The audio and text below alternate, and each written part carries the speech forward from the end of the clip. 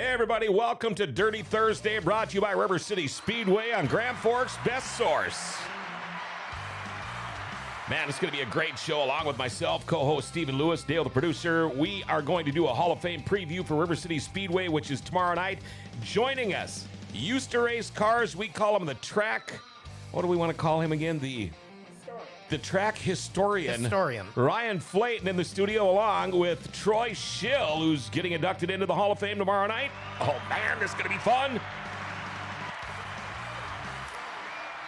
If you have any questions or comments, feel free to call or text. All right, our number here at the studios, 701-213-0863, 701-213-0863. Look at all the people already watching. Nick Curtis, you're back on top. First one to text. Kevin Pappenfuss, good morning. Corey Litton, listening and watching. Woohoo! Scotty Nelson, watching. Again, it's going to be an awesome show talking about our Hall of Fame induction tomorrow night. Let's get it done. You got the phone number, 701-213-0863. It is time for our daily segment called Jokes My Neighbor Tells Me. Here we go. Jokes My Neighbor Tells Me. Here we go. Why is the Hockey Hall of Fame located in Toronto? Why is the Hockey Hall of Fame located in Toronto? Because we don't win cups anymore? Well, that way the Maple Leaf fans can remember what the Stanley Cup looks like. Okay, so, all right. I was like, I have license to butt into that one. So. You notice how I said we? Yeah. He said the we in there? Yep. Oh, that was a good one. Let's do it. It's time now for our Forks Karting Association track schedule. Dirty Thursday track schedule brought to you by Forks Karting Association. Watch the karts race Wednesday nights at Forks Karting Speedway at the Grand Forks Fairgrounds. Find out more by going to forkskartingassociation.com. Tonight, going on at Norman County Raceway in Ada. You got the Wissota Midwest Modified Special with the IMCA Sprint, Stock Cars, Sports Mods, Hobby Stocks. Wissota Midwest Mod's going to be there. I'm going to butt into that one quick. Okay. I think it's the makeup for the Sanders Stock Car and the Hobby Stock Special. Okay. And I think it is Red River Sprint Series as well. Okay. So this might be completely different. Also, the pork chops got rained out last week, so I think that's getting moved to this week too. Are you going? Yeah, I'll be there, and if I got any of that wrong, please comment in, but it's a big night in Ada tonight, so. So are you saving yourself and not eating all day so you can have pork chops? I'll pace myself kind of thing, okay. Tomorrow night, River Cities Speedway, Hall of Fame night. Northern Outlaw Sprint Associations there, the Wissota Street Stocks, the Wissota Midwest Mods, the late models. We got 4 classes tomorrow night, and of course, 4 new Hall of Fame inductees also happening tomorrow night. Looking forward to that. Tomorrow night at Red River Valley Speedway in Fargo, Sanders Sport Mod challenges with their weekly classes. Devil's Lake Speedway, let's see, August 2nd. Wissota Late Models, Midwest Mods, Street Stocks, and Pure Stocks. And that is the late model finale for the year. Okay. At Devil's Lake. Okay. So, point championship for late model. Oh wow. Okay. So, yeah. That's coming to an end quick. Man, I hate this time of the year. They always end that one early because we have Jamestown and all the specials going on. Okay. So. Okay. Let's see. Greenbush Saturday, the Don Bufflin Memorial, Wissota Midwest Mods. Let's see. The Lightning Sprints.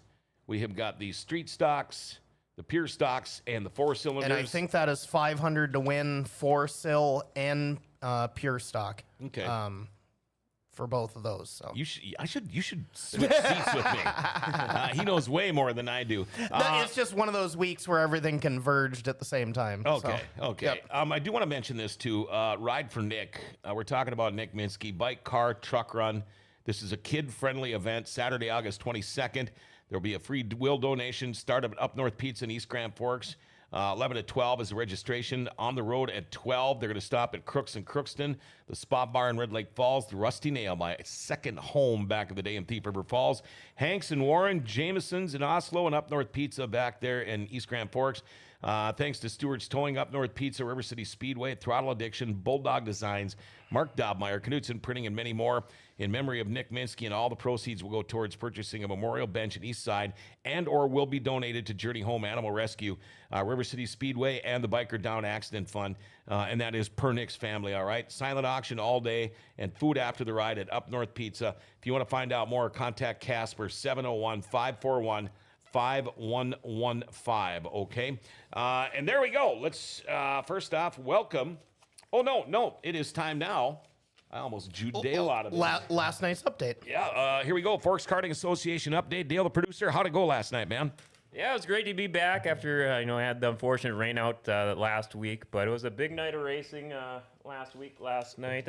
It's always having some first-time future winners. I'll mention that in a sec, but I know Mike Witherall, the River Cities flag man, he had a big victory last night. He had some family out of town watching. It was a fun post-race interview with him. Withy's on a roll. Yeah, and then we had some people play spoilers. Some drivers were on some hot streaks, but some of those got spoiled yesterday. Braden Thorvaldsen got the senior medium win. Jackson Dobmeyer got a junior 2 win. Some great mix it up and just keep that super competitive. But other drivers maintaining on a roll, like Nash Blasky getting another junior 1 win. Madeline Kringstead rocking rookie gas win once again. And then big night for the Umdals. Maverick Umdahl got a junior 1 win kart victory. I think that's his 4th or 5th for the season. But Gage Umdahl, not only did he get his first junior 2 win kart victory, but in his 5 years racing at FKA, his first ever FKA win. Wow, so, how about that? Big ups. I was trying to reach out to the team there earlier today, but if you're at River Cities tomorrow, let me know. I want to make sure to get a belated interview with them. I couldn't track him down afterwards. Okay. All right. Thank you, Dale, the producer. There you go. Your Forks Karting Association update. I did want to mention a little bit. I still, I don't know, I watch NASCAR a little bit still. And I had to watch for sure the Brickyard 400 last weekend. Your thoughts on the winner? Did you see it? Because I'm just going to face it, I'm not a Bubba Wallace fan. I'm sorry. I'm just not. But I did see who won it. I did not see the race. I didn't see the result until I only maybe watched Tuesday. the last few laps. So I lose track of that stuff once the calendar flips to April. Okay. Quite honestly, So your schedule this week, 8 of tonight. What do you do for the rest of the weekend? Well, here tomorrow for sure, and then I'm pretty sure back up to Greenbush on Saturday, and then everyone's gone on Sunday, so back to Glendon for the first time in 2 years. Okay, you're starting to take a shine to Greenbush, aren't you? Yeah. It's a nice place. Little bit. It's we've been rolling good up there. I've been up there for 6 of the 7, and of the 7, I've spent at least a little bit of time for all 7. I had to scramble back to Ada for the Outlaws that 1 week, but yeah, things are going good up there. Despite we got a I call it a rebuild. Like you're a rebuilding franchise or whatever. Sure. So just been going up there and helping them getting used to things or whatever. But things have been rolling pretty good. We had that bad street stock wreck, but looked like a buddy of Ronnie's came in, and we had the week off last week and repaired the fence, and everything's back to normal. And yeah, we'll run 2 more off, and then Nosa's up there. Wow. Again. Mark Sin, good morning, gang. Jason Berg, good morning, GFBS. Kaylee says Jory Berg claims he's going to beat the record for most consumed pork chops tonight. Might be the best show of the night. Now for that, I am assuming that he's going with Eckert's, unless you want to chime in and say you two are racing, because that would be nice to see. But anyway, I'll have pork chop juice all over the mustache. Yeah. There you go. Yeah, there you yep. go. All right, let's. There's a joke there, but I'll leave that alone. Go ahead. It's Jory Berg, remember? Yeah. That's what we're talking about here. Ryan Flaten used to race, track historian. Welcome to the show, my friend. Good morning. You've been in here a few times. Once. Oh, this is your second time. This is it. Okay, how's it going for you now? All right. So you no longer race. Of course, your son Brad is running NOSA sprint cars now. You've been stepped away a little bit. You are now more behind the scenes at River Cities Speedway. Also, when we call you track historian, you have put together, and we're going to show a picture of that here coming up, the River Cities Speedway Hall-of-Fame program 2025. This program just blows me away. Thing it is so amazing. Freaking good. It is amazing. And and I sit here and I think about it, and you tell me you've got notes, and you've probably got, there you can see a picture of the new Hall of Fame program, which is, by the way, absolutely free when you walk into River City Speedway tomorrow night. And how often can you walk into a dirt track now and say something's free? Here, take it. It just doesn't happen anymore.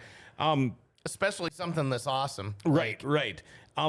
Now, you have got notes from what, every race, every heat, every whatever, since when? Opening night, 1958. Oh my God, so do you have like a filing cabinet for all this stuff, or it's got to take up some room? No, that's where I'm kind of behind. Okay. It's all over the place. I have put it all into a book so I can look it up if I need to. But, Okay. Yeah, it's just the... Now, this is like, you got this thing locked up in a vault?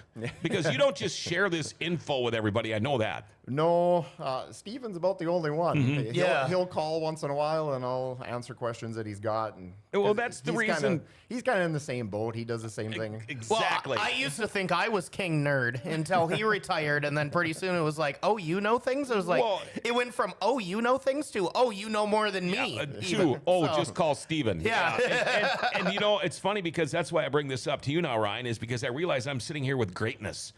I mean, you guys are like the encyclopedia of dirt track racing all around this area, and thank goodness, because Ryan, I'm not going to lie to you folks. When you hear tomorrow, when we do the Hall of Fame inductees and all that stuff, I don't make this shit up. This is all written by Ryan, and he makes me sound like I'm just this genius and I'm so good at this. I'm not. I'm just a good reader. So a lot of that goes to you, and you have written some stuff for me too between Me and Amanda, you too, and Amanda yeah. Joe Yep. that have just man. I mean, I should take you on the road with me because you guys are that good. Well, Kaylee, it's getting to the point with me and Ryan or whatever. It's like if the two of us don't know about it, it didn't happen. So yeah. Kaylee says our radiator is at Mark's shop getting fixed. Second radiator from the same manufacturer that keeps leaking. Car isn't ready, unfortunately, but we'd love to go to get Ada before the end of the year. well, Okay. isn't Fork's radiator the best place to take a leak? It is the best place to take a leak. So, yep. Even though he won't answer my texts anymore lately. I Yeah. don't know why. Anyway. I want to welcome to my left, first time ever in the studios of Grand Forks' best source, Troy Schill is here. How you doing, man? Pretty good. You, how do you feel about coming in here and doing this crap? I've never done it before. I've done a deal way back in the days at Italian Moon, but I have never done it live on. You know, and that tells me Italian Moon. I forgot that they did that stuff back then. That's a sad thing to think about. I I never know. thought that place would go away, but yeah. Yep, never thought it would go away. Tell us a little bit about you. I don't want to know anything about racing yet. I just want to know about Troy Schill. I guess I am for a job. I basically do truck conversions. Mm-hmm. And So like race haulers, things like that, or any kind of a truck. race haulers mainly, Okay. motorhomes conversions, repair trailers. I've been doing it for quite a few years now. How did you get a start doing that? You know, I started a long time ago and started building just small trailers and stuff, and it just escalated to, bigger projects, bigger motorhomes, and now I got projects that'll take me. They're year-long projects. Oh, I'm sure. They're really high-end conversions. So do you buy the truck and build it yourself and put it for sale, or do people buy the vehicle, bring it to you and say, here's what I want done, let's get together, let's bang heads, let's envision something and make my perfect race hauler? I got guys that bring me trucks, and I prefer them to buy the trucks themselves, and then they bring them to me, and then we do the conversions on them, and then I also build stuff for myself, but it usually doesn't last long. I usually hardly get to use it before somebody wants to buy it. Right. And is that kind of, did this all start because of you and your racing? It's like, why doesn't somebody build one of these? Or God, this should have this really in it. But nobody, is that how this kind of started? The way it kind of started is back in the days we were racing, and I needed a trailer, and I just decided to build it, and then it just kind of escalated from there. Once some of the guys seen that I was building something, then other guys wanted it, and then I was kind of building stuff for myself, and then just selling it again, and then rebuilding, and it just kind of took off from that point. That reminds me back in the day when I was working on A-Mods, my hometown of Thief River, we used to build a new trailer every spring. We'd get a couple of trailer house axles. We'd build ourselves a trailer where you could still put the car on the trailer, but you could still stand in there and work on the, on the motor and stuff. But that's when everybody had, open trailers just that were 3 feet off the ground, and you had to have, it's completely different than now. But as soon as the race season was done, we'd sell the trailer and then dick around all winter long and then build another one in the spring. But I wanted to bring this story up because I talk about this all the time, and this had to have been over 30 years ago. I don't know. I had just moved to Grand Forks, and I needed a job. I'd been working radio and doing that kind of stuff, and I needed something to do. And the guy says to me, a friend of mine, go out to apply at American Woods. So next thing you know, I'm working that damn turntable out there. I just hated it, but anyway. And then I met you. And we started talking, and I remember you saying, I race cars. And I'm like, really? What do you race? And I remember you telling me a late model. And I remember going back to my little thing going, ain't no freaking way this dude works at American Woods and he races a late model. Sure shit. You were right. But tell us about how you got your start. I know it probably started BMX, or how did you get your racing start? We did BMX back in the days, and then we started racing go-karts, and my dad was racing go-karts too along with us, and then he had a big crash up in Park River in the go-kart deal, and then we went on vacation, and while we were on vacation, we went and bought a race car, a truck, and a trailer when we were down in Oregon. We bought a late model from Roger Corbett, and that's how it kind of got started. When Mom kind of wanted to try to get my dad out of the go-kart and put me in a race car. Wow. Now, I'm going to age myself here. Talk about BMX. Do you remember when they used to have the track right behind the mall here? Yeah. Sears used to be here. Do you remember that? Yeah, I used to race. No shit. Yeah, we'd throw the cars in the trunk and drive here from Thief River and go race there. Yeah, that's my other kind of hobby, too, that I do now is I collect old 1980 BMX bikes. Oh, no kidding. Wow, how many do you have? I got about 14 of them. Well, it takes a lot less room than holding on to old snowmobiles like some guys I know. So you get into the late model. I mean, that's a big step right off the bat to jump into a car like that. How was your first couple of seasons? It was tough. When we got into racing, we had a chance to buy Joe Schrack's hobby car from Fargo, or the late model from Roger. And if I'd probably do it all over again, I think I would have probably bought the hobby car and got a little bit slower pace from the start. Get thrown into the wolves right off the bat. Yeah, I just kind of one of those deals where I think it would have been a lot better for me. Could you have run that hobby car here? Because like here in Fargo, we're a little bit different. Or I'm not exactly sure if the rules. At the time back then, when it was the big half mile down there, we did run Fargo for a while down there before they switched it. Okay. Yeah. Now, Schill is a name we've heard for a long time around here. There's Schills around. There still is besides you, but name the other ones and how are you related? Well, there's basically the Schills that race was, of course, my brother, Howie. Okay, Howie's your brother. Yeah. Okay. And then Cole is his son. Okay. And then Lance Schill was racing or whatever. He's a cousin of mine. Okay. And then I got a nephew, Terry Nelson, which is my sister's son, and he runs a Midwest Mod now. Yep. Okay. Wow. Is it 54? Yep. No number he is? Yep. How about that? This old 80s brain remembered that. Ryan Flaten, you are part of the Hall of Fame committee. How is there a criteria? How does Mr. Schill here make it into the Hall of Fame? When do you guys, start meeting?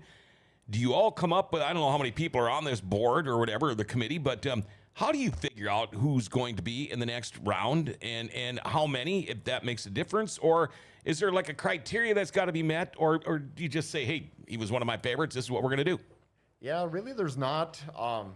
When this thing started, the Hall of Fame started in 1990. It was actually Palmer Berger was the big push for it. Yep. He went to Knoxville all the time and just loved that Hall of Fame that they had down there for the sprint cars and stuff. And that was the first year of the National Sprint Car Hall of Fame. They were building it off of Turn 2, 1990, so that's where he got the idea and all that. So, yep. And he came back here and, kind of proposed this and got it really going and started. And then first couple of years, I mean, they had really good guys to choose from. So the first couple of years were huge, I mean, you had big names and it was a lot of respect and everything went into that. And then, so the committee, I'm not even sure who was on that first committee, but, over the years, some of them kind of had an agenda and were putting in their own people. Kind of got stale there for a while, and now we're trying to get it turned around, I guess. So.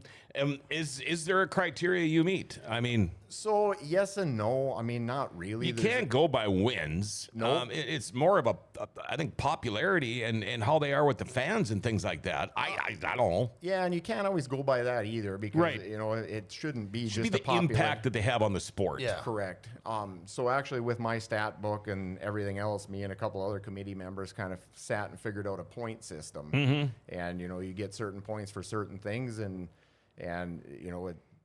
years served or years racing is a big part of it too. So there are guys that can make it in without, winning. Yeah, You wouldn't without have to- winning all the championships Correct. and doing all that. If they're a name where you go, oh yeah, I know who that is. He races the number whatever super stock, or he races the whatever their late model. Yep. Okay, and I get all that now. When are you gonna make it? I just had to do that. It just came to my mind. Now, we call you track historian now, and of course, Ryan, you have been around racing your entire life. Tell us about your racing career. Yeah, it was a lot like Troy's, I guess. Well, I didn't race bikes or nothing like that, but I was around it a lot. My dad used to race late models back in the day, Yep.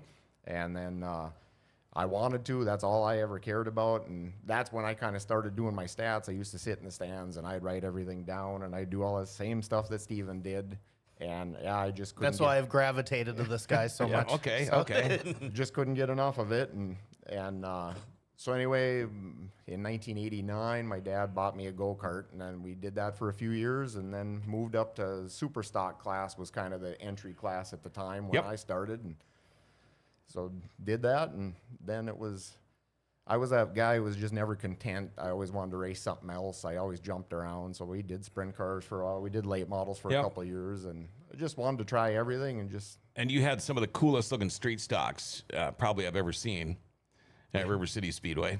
yeah, the 55 was kind of fun to do. That was pretty cool. I remember when you won that race with that thing, because that thing probably weighed about twice as much as any other race car It did did. out there at the time. Is this still in the grandstand? It's still there. Okay. Wow, I did not Yeah. know that. Well, and then not only that, so he ran that street and the sprint car at the same time. He even made hose heads one week. It was like never seen team cars in Yeah. such a different look or style or whatever he said. But Have you? Do you have any idea how many features you have won? I have an idea, yeah. We'll leave it at that. Jeez.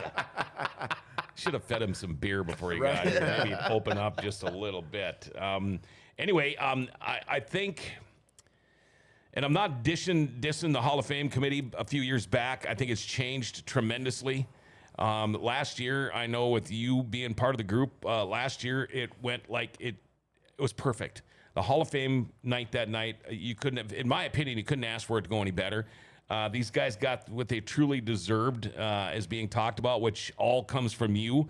And you know more than anybody does about any of this kind of stuff. So, again, I thank you, man, so much for doing that. Okay, Troy, track champion, 1998, 7, and these numbers might be wrong. I know you're close to 10 NLRA wins, but do you remember your first win, and where was it? I actually don't remember my first win. Really? Yeah. Okay. Yeah.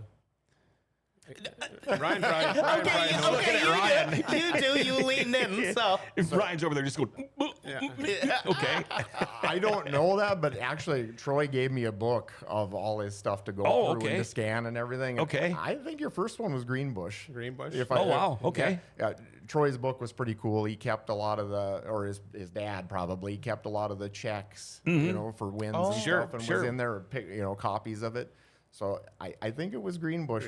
Yeah. was it one of those weekly like 91, 92 when it first opened kind of wins or yeah? Yep, it would have been probably 91. Okay, yeah. No.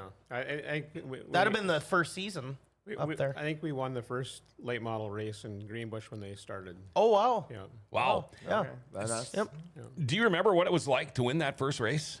It was nice because I struggled for many years. We probably didn't have the best equipment. That's the reason why I said I should have went with Chirac's car over the other. I think the other car was more of a higher end car for a lower class. But when you're young, you you always want the bigger, better things, and you don't really understand it a lot when you get into it. What was your first year? Was it 85, 86? It was somewhere around there, wasn't it? I think it was 88, I believe. It was 88? 86? Okay. Okay. Okay. Do you now when Can you be here every week? when you started racing and you realized, the first couple of years are tough, you start getting into it. Did track championships or anything ever mean anything to you? I mean, or is that just like a bonus? Yeah, we had a good year, we won a track champ. Or were you trying to get a championship?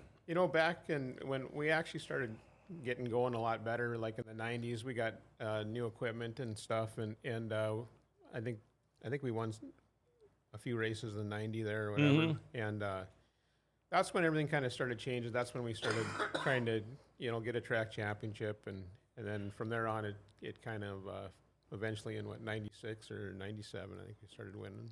Okay. I tell you what, folks, we're going to take a short little break. We got some pictures, right, that we're going to be showing. We've got a long way to go. Not only is Troy Schill making it into the River Cities Speedway Hall of Fame, but we got 3 other drivers, not all drivers, I guess, 3 other inductees that will be inducted tomorrow night. We'll talk about those too. We will be right back. Dirty Thursday brought to you by River Cities Speedway. Life doesn't ever seem to slow down. Everything needs to be done right now. Well, when it comes time for an oil change, stop into Valvoline Instant Oil Change. Most changes are done in about 15 minutes. Valvoline Instant Oil Change does more too. Tranny and coolant flushes, tire rotations, and batteries. And included in your oil change, they're going to top off your fluids, check your tires, battery, lights, wipers, and cabin air filter too. And you get discounts for fleets and the military. They can text and email invoices and coupons and mention Grand Forks Best Source and get $10 off your oil change. Valvoline Instant Oil Change. They're open Monday through Saturday with no appointment needed. Pickup and delivery is also available if you live in Grand Forks. And Valvoline Instant Oil Change is now hiring. If you'd like to join their team as an assistant manager, customer service rep, or lube tech, stop in to find out more. Valvoline Instant Oil Change for a complete oil change and more. They're at 3325 South 38th Street, or call them 701-780-8462. And make sure you tell them Grand Forks Best Source sent you. All right, here we are back at Dirty Thursday, brought to you by River Cities Speedway. Hall of Fame tomorrow night at River Cities Speedway, and we are doing a Hall of Fame preview along with co-host Stephen Lewis and Dale, the producer. We have got Ryan Flaten in the studio. We're going to call him a track historian here during the show today, and of course, one of our inductees tomorrow drives the number 11 NLRA, Troy Schill, who is still racing to this day. We'll see him tomorrow at the world-famous legendary bull ring, so I can't wait for that. Now, we've also got 3 other new inductees, and I don't know Pat Miller that good. It seems like whenever I hear about him, he's usually in Reynolds if I hear about him or something. But I kind of knew he wouldn't come on the show today, just from what I'd heard, because he's one of those guys. He's kind of keeps to himself. But Todd Johnson drove a Midwest Modified. He will also be inducted tomorrow. And it's not always race Hobby car stock drivers. and late model too. Okay, hobby stock and late model. And it's not always race car drivers that make it into the Hall of Fame. There's a lot of people that aren't, that never did race. But Ryan Cernsky, and Roger Cernsky, if you talk to some of the guys like Tommy Corcoran and some of these guys that have been around for a while, folks, race cars used to be actually painted by hand. And you look at those and go, wow, that is incredible.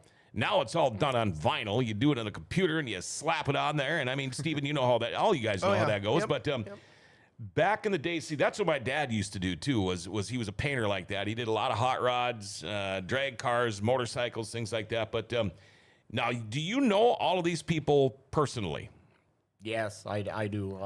Actually, I never got to race. I raced against Troy when I ran late models for a couple of years there. And then Roger painted my cars, painted Troy's cars too. Oh, okay. Yeah, it was, Roger was absolutely amazing. You could sit in the garage and just watch him. And Troy and I were talking about that's what we'd do, just sit and watch him for hours and hours. And yeah, it was a good deal. And then Pat too, I never had a chance to run against Pat because he was out of the sprint cars by the time I bought one. So. Oh, okay.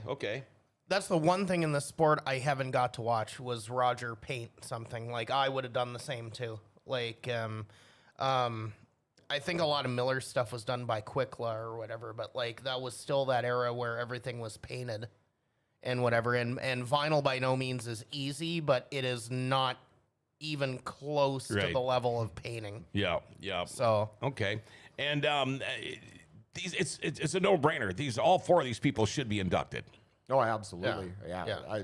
That's what, actually, the last 3 years, I have not heard one person say, how the hell is that guy in there? Right. You know, I mean, I think we've hit it the last 3 years anyway. Oh, yeah, for sure. Jeff Cardles, Chewy, happy Dirty Thursday. Scotty Iverson, good morning, guys. Kevin Pappenfuss, my best-looking cars were done by Roger. And I've heard that from a lot of people. And you think about some of these cars back then with the sponsorship and things like that. When you would bring a car in, how long would you expect for it to take before you would get it back and done?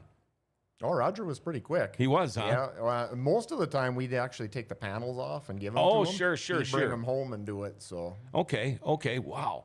And then you go and get an fender bender, and you gotta, hopefully you can get one in, or because a lot of these, you know, I don't know, any of these guys, do they, you know, when they're putting a new quarter on, do they have these things already done, or do they bring them back to guys like you to redo them, or can they get some of the vinyl themselves and do it themselves from you? well, once we go through the spring or whatever and do the initial car, if they go through some stuff, we've got the file so we can reprint it quick. So that's another thing with Roger going in, like there's no file to go back off of. He's got to do it from scratch again. Sure. You know? Right.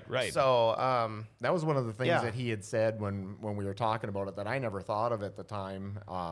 But, you know, it wasn't so bad that he'd do 30 to 35 cars a year. It was at mid-season when he had to do Right. 30 of them again. Yep. yeah, it wasn't so bad doing 35 in April. It was doing 35 in July again. Yeah, So, exactly. yeah. Exactly. All Yeah. week long, working Yeah. late like that. Yeah, if I could just sneak in here, I was catching up with a former driver at the kart track yesterday, and he wanted me to bring up that he used to have Roger paint his car for a number of years, and I just wanted to give all the love in the world to him. So he just did an immaculate job, and always loved going to him to paint his cars. Who was that? I'll tell you after the show. Oh, okay. He wanted off the record. Oh, okay. He wanted off the record. I get But it. just wanted to give him props that he just loved his work and just did the best, the absolute best. All right. Dale, you got some pictures. I tell you what, we can just take a look at the screen and just chirp in, you guys, if anything here that you know about them, because I probably don't. But take a look at some of these pictures, and you guys just go ahead and talk away. 1992. Yep.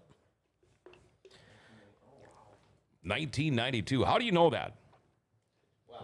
I know Miller. Oh, okay. Okay. Yep. He won his first race. Actually, the one on the cover of the program was his first win ever. Oh, wow. Okay. In the sprint car. He won a bunch in the hobby in from 84 to 86 or whatever. But 92, he won a couple. He won the what do they call that thing? The great Sprint shootout. Sprint shootout. Yeah, September. We used to run the final week of September here, believe it or not. Wow. So yeah, I don't think this was that one, but yeah, he won a couple that year with the white car. So Remember when the sprint car hoods looked like that? Jeepers, that was a while ago. that was actually, so this is Miller's first beer sponsor too. Mm-hmm.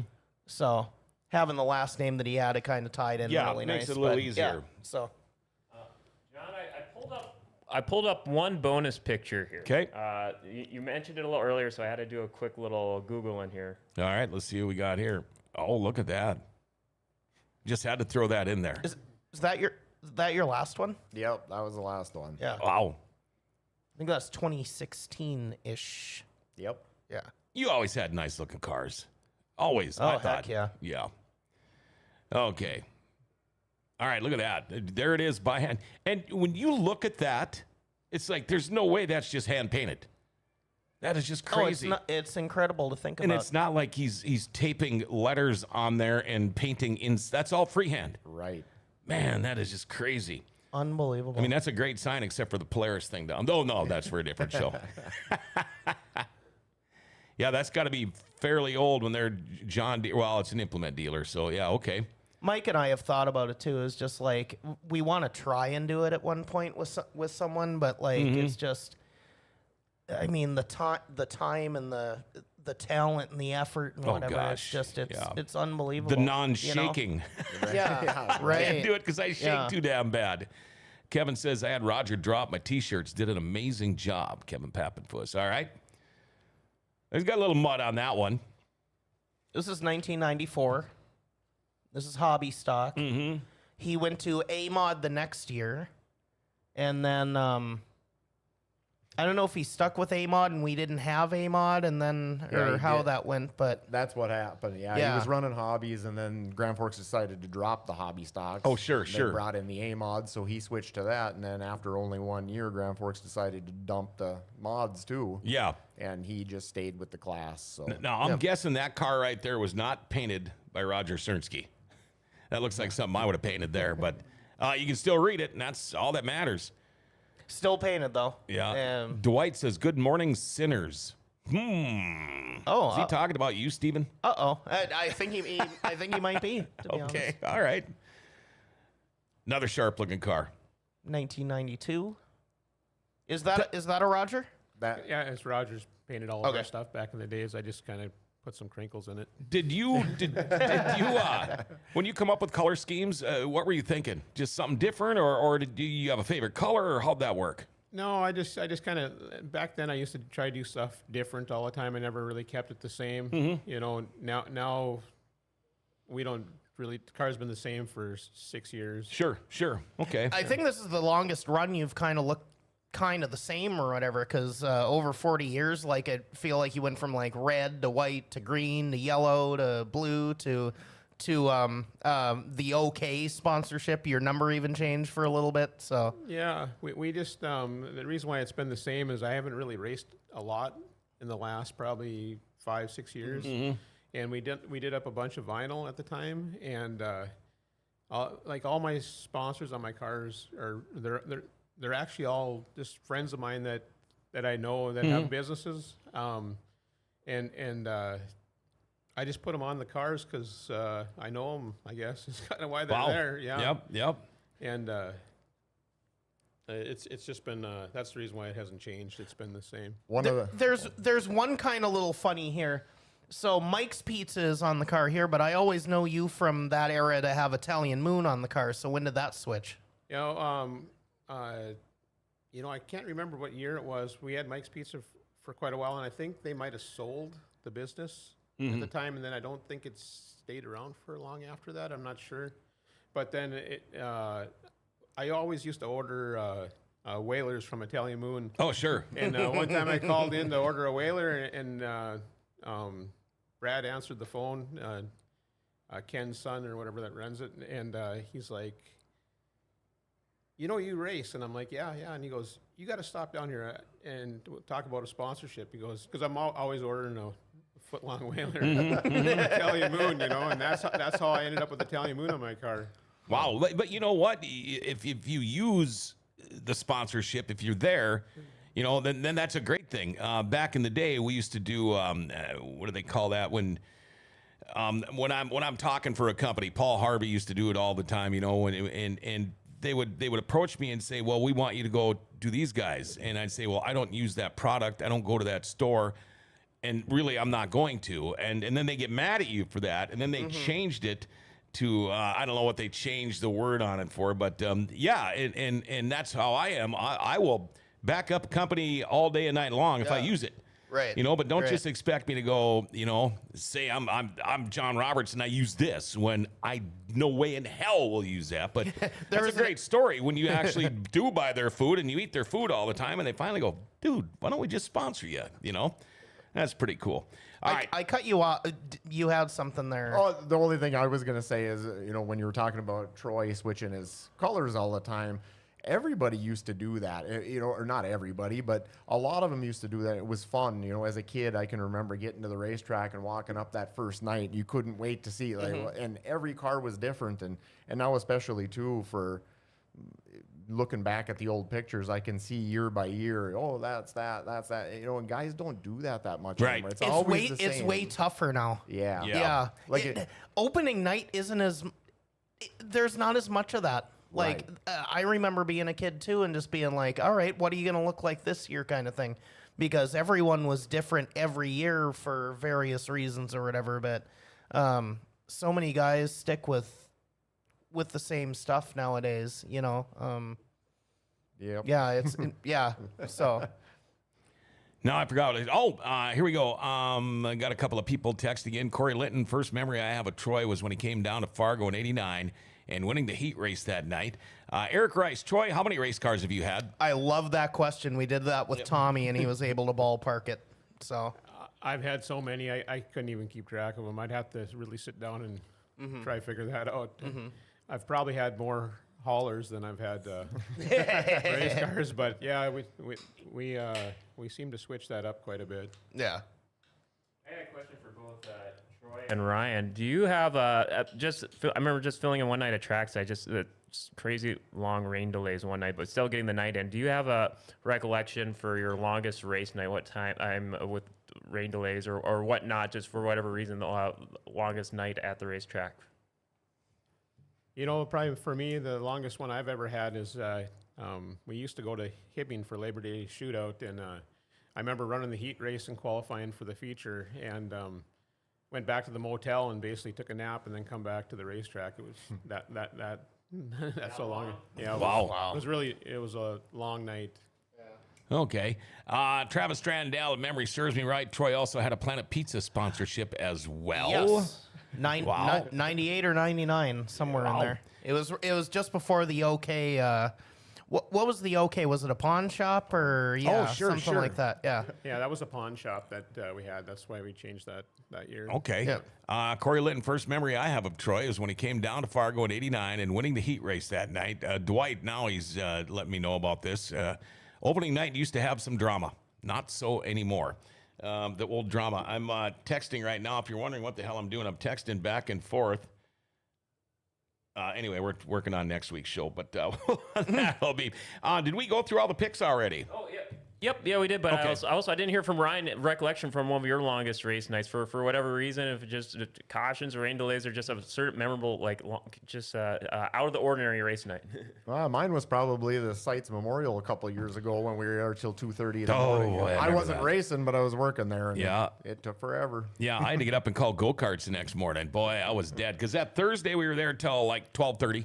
That was the Friday was like 1:30. That was Saturday was like 2017. 2:30. Yeah. I'll boy. never forget that. Oh, That was, I will never forget that either. Well, Pat Mooney used to have a show with his buddy Darren Palin up in Winnipeg or whatever, and they would do it every week or whatever. So the next week he comes on and he goes, "We're talking to Mark Dottmeyer this week. We're going to ask him what it's like to run a sprint car at 2:30 in the morning." Yeah, right. That kind of thing. But yeah. Okay. So yeah, fuel stop and all that.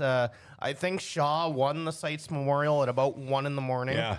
And they pulled the equipment out and started working the track, and I was like, "We're working the track at 1 in the morning." Yeah, isn't that crazy? And then the guys went out and yellow after yellow after yellow, fuel stop, and I was like, "Is this gonna end at some point?" Like that was the longest night. Actually, my longest night was in Las Vegas. We got done at 6:30 a.m. Eastern time, 3:30 Pacific.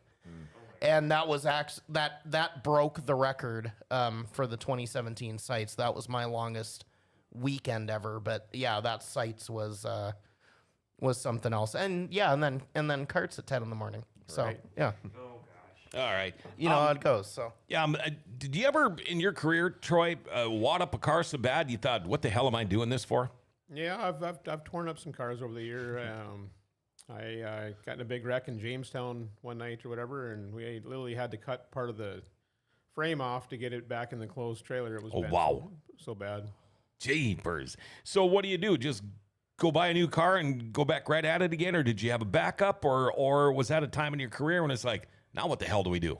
Yeah, we took the car. I believe we got a clip ordered for it from Bullet, and then I believe it went down to Fargo, and we had a clip put on it down there. Okay. Wow. And then So- you were right so- back at it again. so Bullet, that's 90s ish. Yep, 90 Bullet. That's what Okay. that car was. Yeah. Okay. Okay. Now, we've talked about the career. We've talked about the racing. I'm sure maybe it's crossed your mind throughout your racing career because you've been doing this for a long time. But when it comes time to all of a sudden here we start talking about the Hall of Fame. Now, is this something you would always kind of hoped for, maybe putting it out there or keeping it secret? And how did you find out when, and how did you find out you were being inducted? And what were your thoughts and feelings then? I guess Ryan had got a hold of me, and he had said he was going to stop out and talk to me about some stuff. And I honestly thought that maybe it was my brother, rather than, it didn't even dawn on me until he actually got there and started talking to me. And, then he brought it up. And like I said, when he did bring it up, then I'm thinking, well, now I feel old, Yeah. But now think about this. There's guys that were inducted years ago that are still racing today. So you can't feel that old. Yeah, that's true. I mean, I kind of, we basically just kind of keep racing on a little bit more of a limited schedule. My dad is like the main guy behind our deal, and he's been helping me since day one. And we just kind of pick and choose a little less schedule, just so we could kind of, everything's, we got a lot. I mean, we're trying to, work and still make money, through the business. Yeah, there's that damn thing called work and making money and living. I know. Yeah. Well, so, and then to piggyback off of that, the fun thing about Troy getting in this year is Harold winning last year. Yeah. So, yeah, so that's pretty cool. awesome too. Now, you got any speeches prepared or anything like that? I didn't draw up anything. I figured I'd just wing it and see where it Sure. goes. And that's what most of it. Well, Nothing wrong with that. yeah, the Jeff Liebricks in the world, he would write up the Yeah. 4-page deal, and then Robert, you got to come over here and get this thing. And I'd go and I'd sit there and I'd read it with him, but he did a great job on that. Now, Troy, you mentioned your dad has been with you since probably day one, but name some of the people that have helped you along this journey of yours.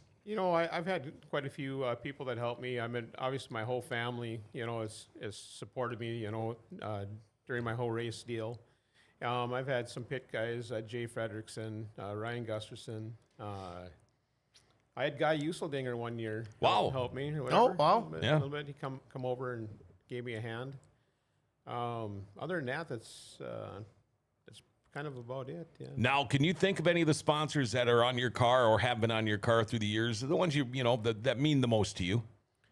I like the ones that kind of, I've had a lot of sponsors where I've actually don't really go out and hunt them down. They actually will come to me and say, hey, I want to put my name on your car or whatever. And those are like, most of my sponsors I consider them like friends or whatever. Sure. And that's the reason why to this day, since I don't race a lot, I don't really go out and collect any money from sponsors. I actually put them on there because they're friends of mine, and it's kind of a little payback. Yeah, it's just I'd rather, and then the car don't look so blatant either, Sure, yeah. Right. Yeah, pay it forward. Well, I Something think like that. I think two of the ones that stand out to me are Todd and Shane from your current car. Yeah, Todd's electric and Shane Romley or whatever on my car, and that's kind of what like Shane sponsored me like he before, and then he wasn't on there for a little bit, and then he come back on there again, and I haven't been racing, so we just been leaving all those sponsors on there because I still got GM Performance on my car that that used to sponsor me from way back. And So they're still loving it. yeah, they're still like Anyway. it. Yeah. Well, you know what? I think the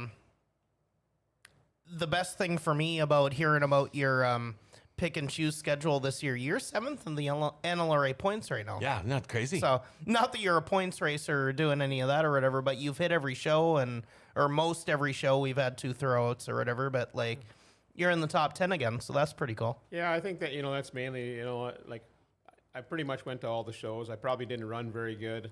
I've been struggling this year. Whatever. We just pulled out a different car last Friday, and it seems to be pretty close on or whatever, I guess. So hopefully, we're kind of hoping we can get a little bit better finish here coming this Friday and Saturday. So have you thought, Troy, you're kind of a pick and choose schedule, now getting inducted into the Hall of Fame. Have you thought, when am I going to quit this? Or are you just going to kind of keep playing it until it's no fun anymore? We're just going to kind of like just pick and choose our races that we go to. That's why we kind of picked that NLRA schedule, because there were some races in the River Cities and where we could still race here a few nights, and then other places everywhere else. but we weren't running, back in the old days, we'd run 50 some shows a year. And now we just kind of want to keep it to that 12 to 18 shows Sure. a year. Yep. Wow, that's a big difference. Well- Jeremy says Ryan is deserving to be in the Hall. Dan Wisco, Ryan Flaten, and the Schills have represented River Cities Speedway in their many respective classes so well through the years. Happy to have raced against Ryan. Your efforts mean a lot to the racing community. Keep up the good work, you guys.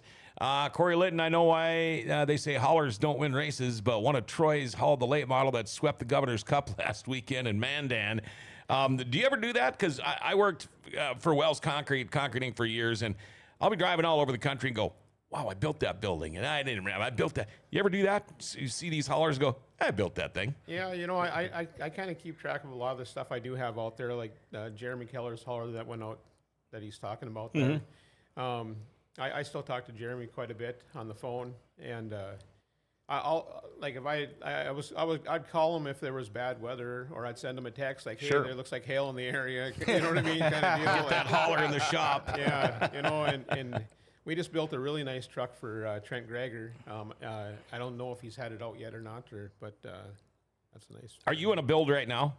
Right now, I'm putting a roof on a sprint car trailer, a 53-footer from a guy from out west. Okay. So do you have like a big shop that you work on these things? Because I'm imagining you got to have a pretty big building. Yeah, like our building isn't like really big. It's like 60 by 55, and it's big enough to do one at a time kind of thing. And I kind of keep it that way because then I don't get sidetracked and do another. Sure. You don't want too much stuff in there. It's like having a bigger garage. You just got more shit. Yeah. and Yep. then if somebody brings something to me, it's pretty much that's what I'm working on. Unless I get a small project, I might do it out in the driveway. Okay. Brian says 5-0 is a class act. Nate Roger has painted my carts for years and also did the Bruce Hart tribute I ran last year on my sail panel. That is cool. wow. I didn't know he was still doing any painting. wow. So that is really neat. Yeah. So one of my favorite haulers of yours, and I don't know how to turn this into a question or whatever. I don't know if you did Stevie's either, but when it's on the same frame, it's got the truck up front. It's kind of got an awning pulling off on the back, and it's kind of got that wedge on the back too, and it feels like it's on the same frame kind of thing. Those are my favorite that was my favorite of yours that you had, where it was all kind of in one piece. Yeah, that most of my trucks that I do build most of them are all in one units. That one that you're talking about, that's a truck that Steve Anderson built for himself there. I think that orange one there. Okay. And then I think you had one for yourself too at one point, didn't you? It was white, I think. I've had white ones and blue ones and Yeah. pretty much quite a few, yeah. Yeah.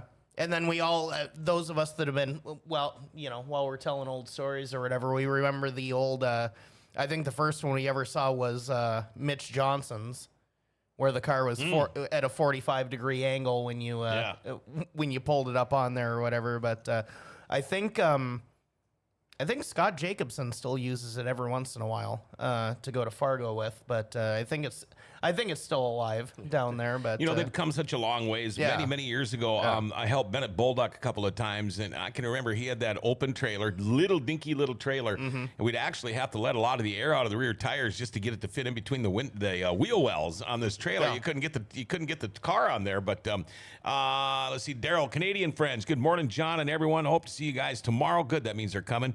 Great show as always. Hey, Steven, nice toque, eh? John Roberts for the Hall of Fame. Cheers, boys.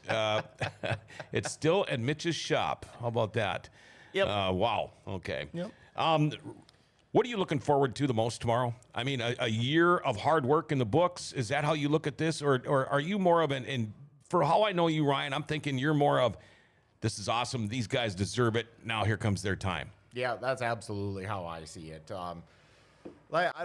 The best way I can explain this whole thing, a lot of the guys that are racing now don't get how special this is. Because Absolutely, they don't. They're busy dealing with right now, but it's like They're busy on social media and doing those things. Right. A driver just can't wait to win it. You know, first he's just happy to have a race car. Yep. And then he, you know, he wins his first heat race. He's all excited. And then pretty soon you win your first feature. And then if you win a point championship, I mean, it just more and more. And then pretty soon, second doesn't matter. You're mad if you're second, or like you lose track of what's special about this. So. And what's been the most fun with this is watching some of these guys that are retired and done for a while get to stand there and get the cheers one last time. You know, like, and yeah, you've made it. You're in the Hall of Fame. Like, that's the biggest.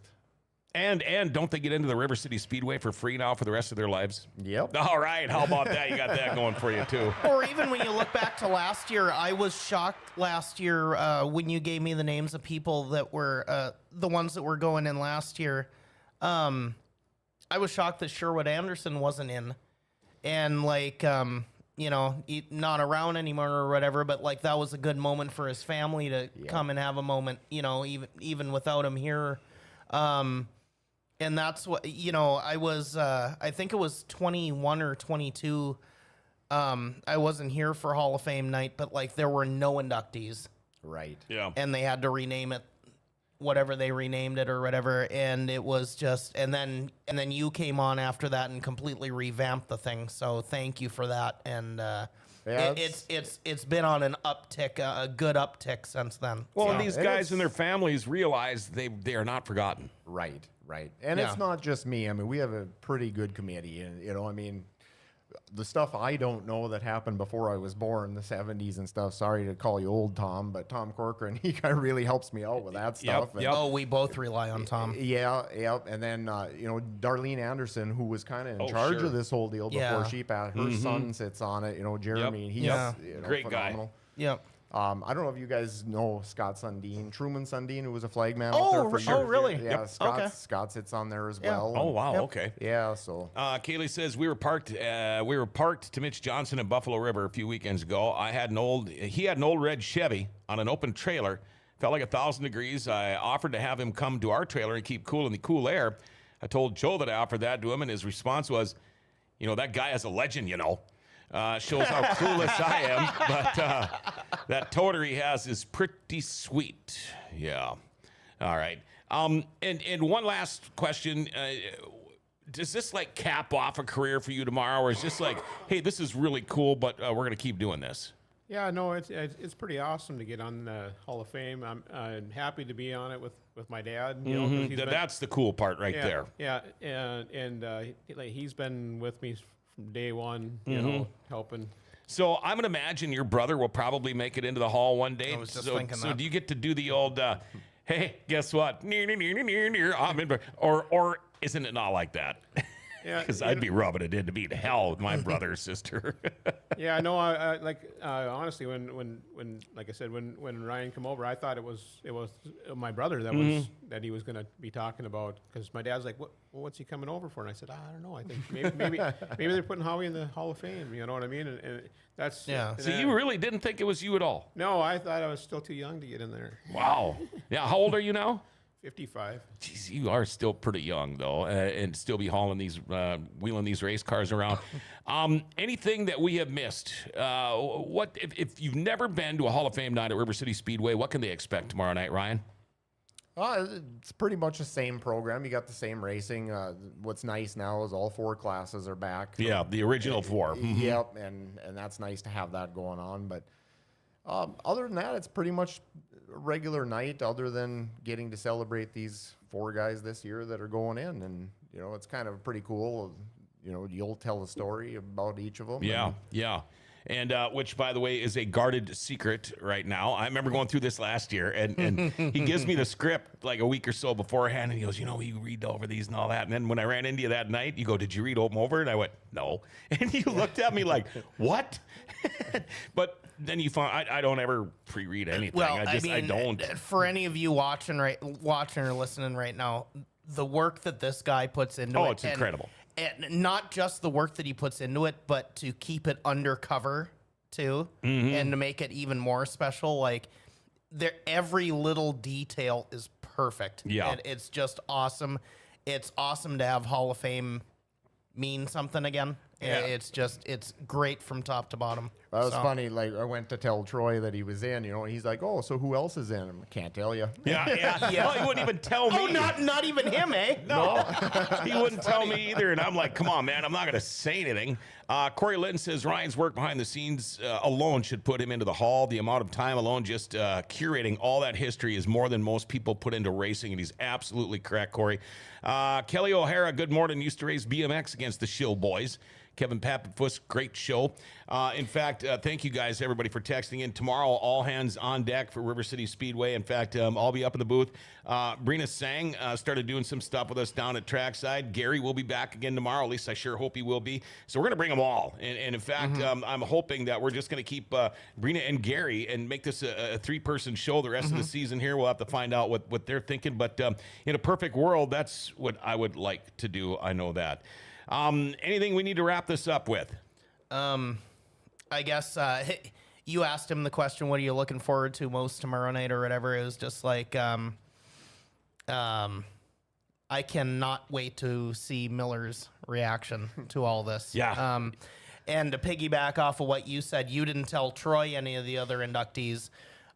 You were in my driveway in March and said, I'm going to give you one and you got to keep it under your hat. And I was like, so then you told me and I was like, okay, that's going to be tough. Yeah. But I did. Part of the reason, though, is I didn't know how to get a hold of the guy, and I hope that he you knew didn't want him to it. find out through someone else. Let's be fair. Don't think you're all special.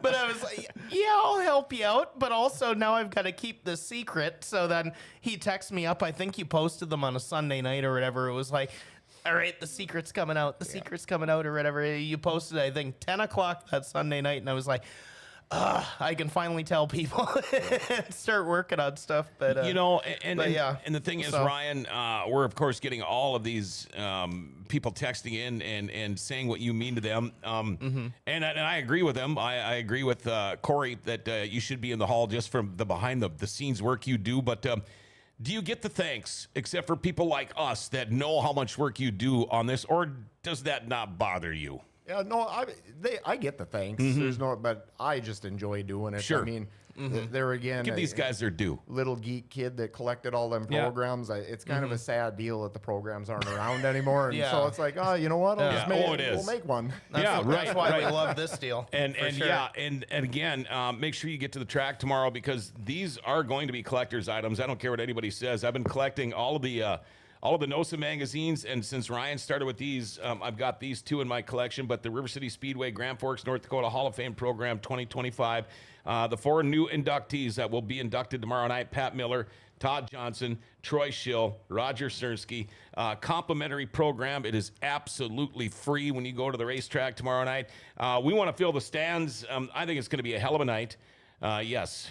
One last thing, we'll Okay. have a couple of sprint cars tomorrow night with some throwback schemes on them. Oh, and I suppose you're going to pull a Ryan Flaten and not tell me a damn thing about it. And I'm not going to say a word about it, but Thanks. there'll be at least 2, and then just a couple of the cars from that we've already been seeing this year. Obviously, Kelsey's is a throwback to her mom, and then Mike and I did Tom Corcoran's car, Tommy's, which is a throwback to Roger. Yep.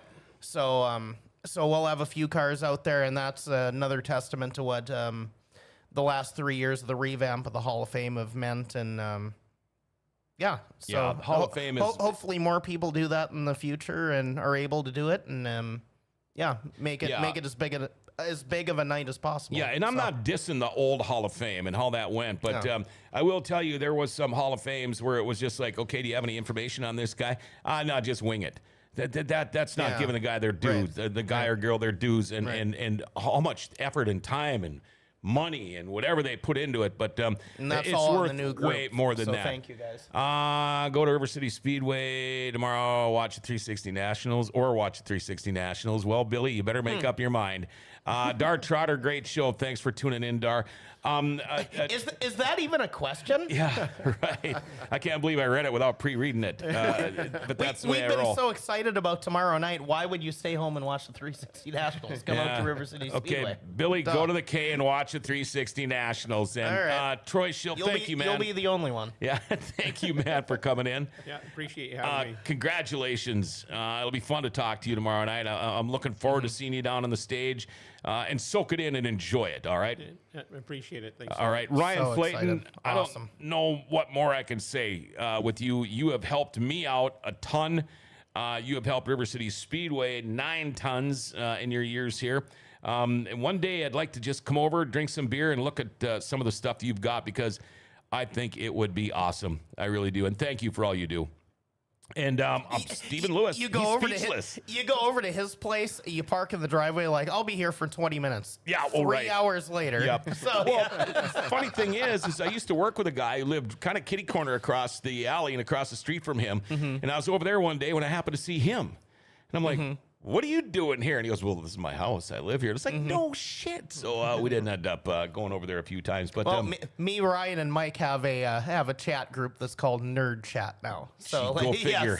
so we bounce things off each other all the time. we So- used to have a radio show back in the day in Thief River when I was a kid. This guy, he ended up being a world famous on-air personality, Rockin' Joe Folger. He had a thing called the Nerd Patrol. And the intro is nerd, nerd, nerd, nerd, nerd. Well, then young, stupid kids like me would call and they would put somebody in to be on the Nerd Patrol. You know, I nominate this guy. And it would always be your teachers or your principals or your cops in town. And that was the Nerd Patrol. But anyway, now it's a whole different meaning. All right. Again, thank you to our guests today. Again, Hall of Fame night tomorrow night, River City Speedway, folks. I'm going to tell you right now, we're back to 4 classes. Tomorrow night is going to be a great, great time at the Speedway. They've got all kinds of new concession stuff. Man, I tell you what, Scotty brought me up a sandwich last week that about blew my mind up at the press box. You know, we've been talking about all the things going on at River City Speedway. One of the big things is Hall of Fame, and that is going to be a blast tomorrow. Not quite sure. We had a guest lined up for next week's Dirty Thursday. That might flip-flop a little bit here. I've been on the phone with somebody. We'll see how that works. So I'm not going to tell you. I'm going to pull a Ryan Flaten and not tell you who's coming on next week. I will tell you this. We are off again tomorrow. I know it's been a lot of hit and miss lately with Grand Forks Best Source, but guys are taking vacation. Guys are gone. We got to get everybody a little bit of time to regroup. So we will be back again on Monday.